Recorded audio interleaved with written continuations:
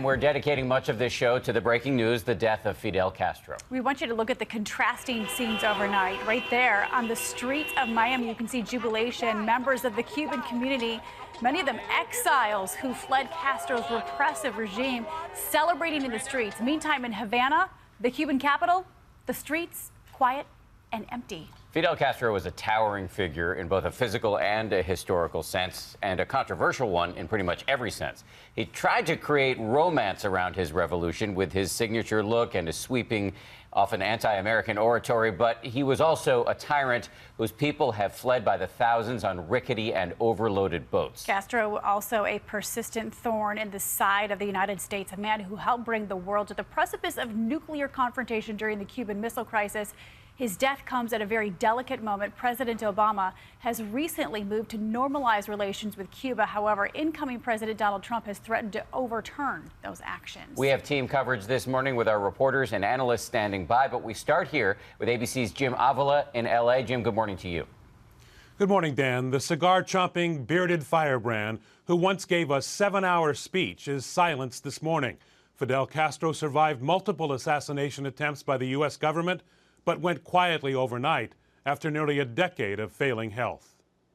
Querido pueblo de Cuba. Fidel's brother, President Raul Castro, announcing the death of his older brother on state television, ending the broadcast echoing that infamous revolutionary slogan.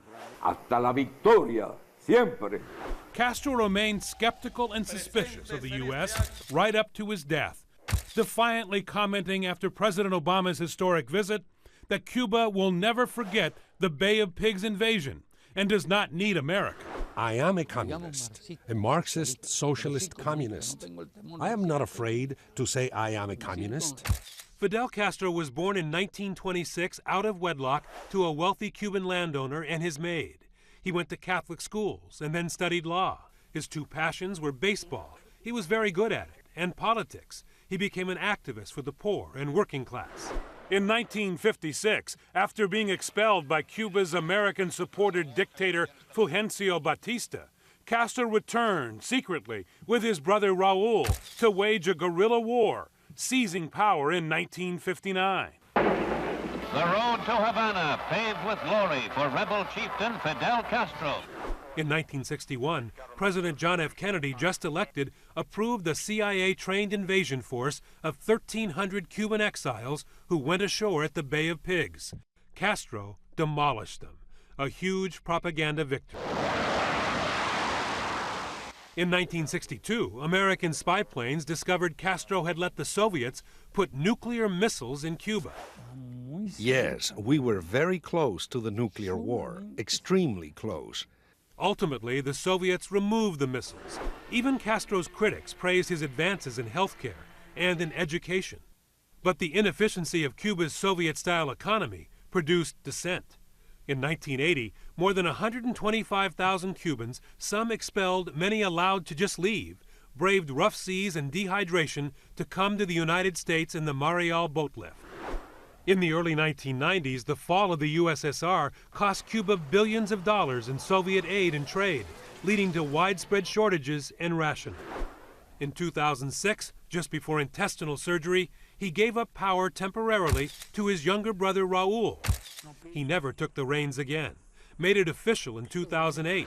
Then suddenly, in the summer of 2010, he began displaying his indomitable drive again in public, giving TV interviews, laying flowers at the tomb of the fallen, exhorting the communist youth, and addressing the Cuban parliament.